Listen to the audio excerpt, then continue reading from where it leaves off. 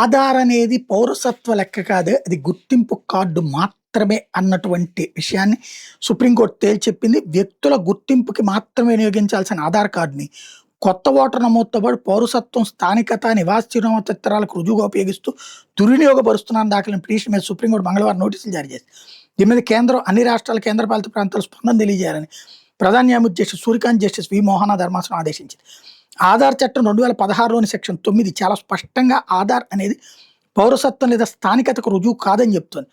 భారత విశిష్ట గుర్తింపు ప్రాధికార సంస్థ 2023 ఆగస్టు 22 నాటికి నోటిఫికేషన్ కూడా ఆధార్ అనేది గుర్తింపుకు మాత్రమే రుజువు, పౌరసత్వం, చిరునామా, పుట్టిన తేదీ నిర్ధారణ కాదని స్పష్టం చేస్తోంది.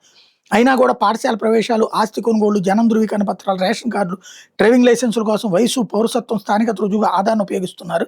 అంతేకాదు కొత్త ఓటర్ నమోదుగా దరఖాస్తు ఫారం 6లో కూడా పుట్టిన తేదీ, నివాస రుజువుగా కూడా వాడుతున్నారు. దీనివల్ల చొరబాటుదారులు, అక్రమ వలసదారులు ఆధార్ను ఉపయోగించి వివిధ రకాల అధికార పత్రాలు పొందుతున్నారంటూ పిటిషనర్ ఆందోళన వ్యక్తం చేశారు.